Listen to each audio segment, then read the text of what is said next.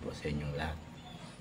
Komentaryon lang po natin tong bagong vlog ni Amy Marcos regarding po sa mga kapatid niya, sa kay Romualdez, sa kay Lisa Marcos at sa mga congressman at sa mga senador na kasama niya, na parang pinapahiwatig niya na may script doon sa Senado na sana hindi sila susunod. So pakinggan lang po natin itong mga yung parang ano po yata to ni Amy Marcos. Pakinggan po natin siya, mga kababayan.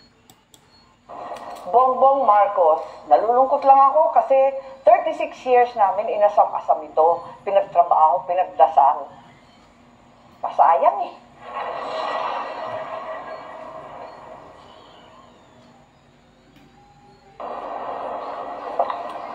Magandang araw po, Senator Amy Marcos. Naglagay po kami ng mga protest placards sa inyong harapan na may kaakibat na mga katanungan. Unang tanong, may 3 rally bukas. Saan po kayo pupunta at bakit? Luneta, sa palagay ko, Sa Luneta, mga kababayan, yung rally sa bukas ay para pong makakaliwang grupo po yung nandoon, mga kababayan. Kasi nga po, nandoon yung mga grupo nila Boss Toyo. Alam naman po natin si Boss Toyo ay tao ito ni Romualdez, mga kababayan. So, nandoon po siya. Nandoon din po yung grupo ng mga makakaliwang grupo na CCP, NPA, NDF at mayroon din po sa EDSA. Yung sa EDSA po, alam naman po natin yung nandoon sa EDSA stream ay mga yellow pink po yun. Ngayon, may dito po sa may Camp Crame, ito po yung mga retired na mga sundalo. So, pinamimili po si Amy ngayon kung saan ba siya pupunta. Dapat, kung ako kay Amy, dapat doon na siya sa hindi siya alangan kung saan siya, hindi siya tutuligsain. Kasi kapatid niya ang tinutuligsa dito. Diba? Dapat nga si Amy, kung tutusin, pwede niya naman kausapin si BBM eh. Kaya lang parang hindi na yata sila nag-uusap ngayon. Ituloy lang po natin si Amy, mga kababayan. karambola yan, sari-sari yung agenda dyan, mahirap yata. EDSA Shrine, naku, maliwanag naman kung sino-sino nariyan. Hindi ako welcome. Eto, Camp Aguinaldo. Naku, mas maigi, dyan na lang kaya magkumpune kasama ng mga dating sundalo. Meron pong 4 na opisina. Ano po ang maiksing mensahe nyo sa bawat opisina na ito? Malacanang. Naku, dinggin ninyo ang taong bayan. Tigilan yung magsasabing, kalma lang kayo at walang kalma. Pwede ba? I-withdraw kaya ninyo yung budget at isaayos ng maigi mula sa DBM na puros unallocated, unprogrammed, hanggang sa DPWH, siya sa ating maigi. Ay, DPWH, yung mga resign on leave na yan, hindi yan lulusot. Congress, nako, tigilan ng turuan, tigilan ang pambobola sa isa't isa. Senate, nako, sa aking mga kasamahan. Huwag tayong didikit sa script na pinadala sa atin. Yung maliliit, nako. Yan ang sinasabi niya. Ibig sabihin, mga kababayan, mayroon talagang script na umiikot sa Senado. At ang tanong, sino kaya ang nagpadala ng script, mga kababayan? Kasi hindi po ito gagawin ni Amy Marcos kung wala po talagang script na nangyayari. Kasi nga po, parang kung napapansin nyo po, yung investigasyon ngayon, simula nung si Lacson, lagi nilang idinidiin doon lang sa mga kung kaila DPWH kay Fernandez, kay Alcantara, at kay Mendoza, at doon sa kontraktor. Ba't hindi nila tanungin si Diskaya regarding doon sa mga congressman, mga kababayan? At kung paano ang nangyayari na abutan doon sa pagbibigay ng mga proponent doon sa mga congressman, mga kababayan. Nakakapagtaka lang po kasi bakit pinipilit ng committee ni Lacson na Blue Ribbon Committee na hanggang doon lang sa DPWH ang pinag-uusapan nila. Kung mapapansin, lagi na lang po, sa susunod, hindi pa nila alam kung kailan ang susunod na hearing sa Senado. Hindi doon, katulad ni Marcolita, halos weekly may hearing ang Senado. Pero si Lacson nag-adjourn kahapon doon sa hearing nang walang abiso kung kailan ang susunod na hearing doon.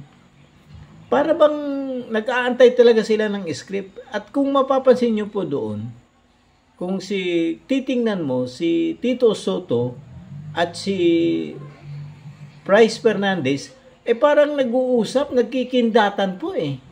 Hindi ko alam kung sila bang dalawa yun, mayroon ba silang pag-uusap, kung hanggang saan lang ang ibabato.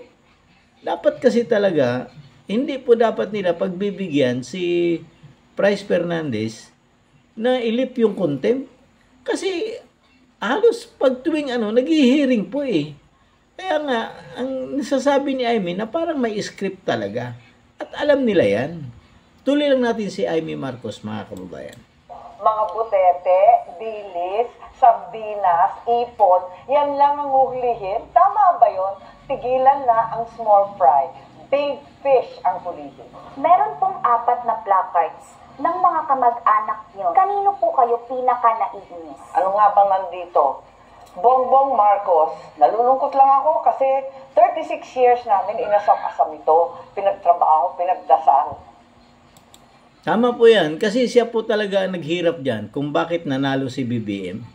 Kasi nga po, kung hindi po talaga ito tinandim kay BP Sara, hindi po mananalo talaga kay Leni Robredo ito. Kasi nga, alam po natin na si Bongbong Marcos, talunan po siya ni Leni Robredo. Kung hindi po siya na nagbitbit na ni BP Sara, hindi po talaga mananalo ito. At kung napapansin nyo po, si Amy Marcos po ang talagang nagpilit kay BP Sara na tumakbo as a vice presidente. Kasi ang gusto po talaga nito nila, tatakbo sila vice presidente lang. Ang hirap lang, itong si BP Sara, nung nakarang eleksyon ng 2022, ayaw po talagang tumakbo ng pagka-vice presidente. Ang gusto niya, mayor lang sa Davao. Ngayon, napuwersa siya ni Amy Marcos na makitandem doon sa kay BBM.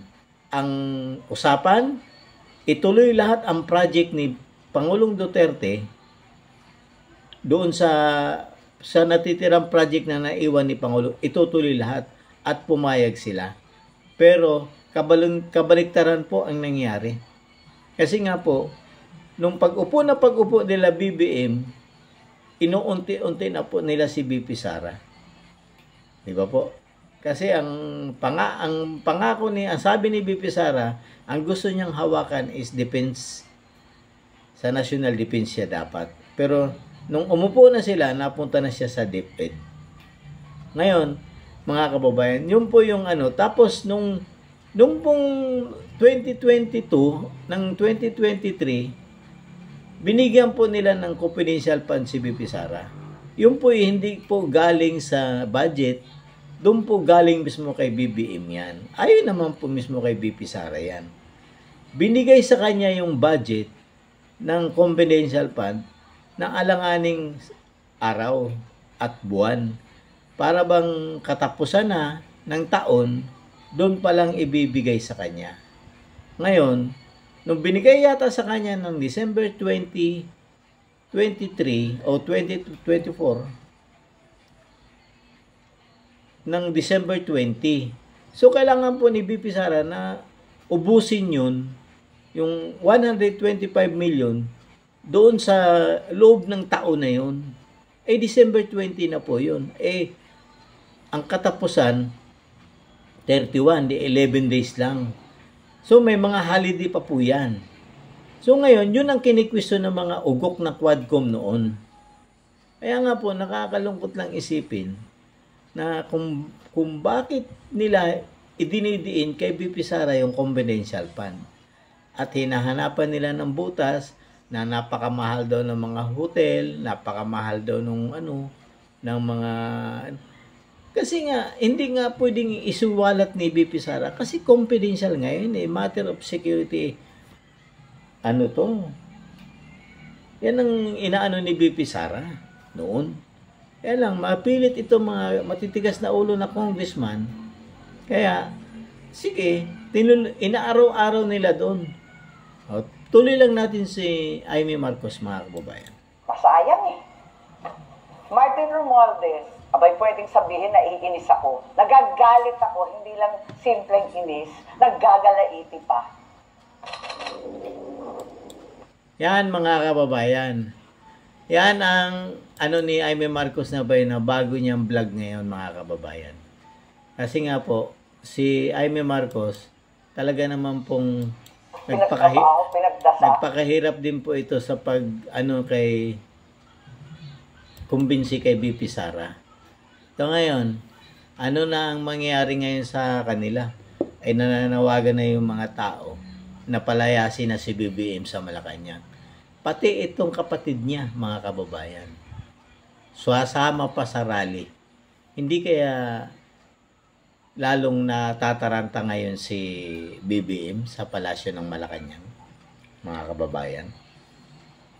Yun po ang ano nito. Kasi ultimong kapatid niya, alam kasi niya ang mga korupsyon ng mga kamag-anakan niya. Alam niya. Isipin mo naman, pati yung Sandro, walang ibang ano kung hindi banata ng mga Duterte, mga kababayan. So hanggang dito na lang po muna ako. Ako po ulit si Deo Durano. Magandang gabi po, magandang umaga, magandang tanghali po sa inyong lahat. God save the Philippines. Don't forget po to like, share, and subscribe to my YouTube channel, Deo Durano TV 2.0. Pati na rin yung Facebook ko na Bing Durano. Marami pong salamat at magandang gabi sa inyong lahat.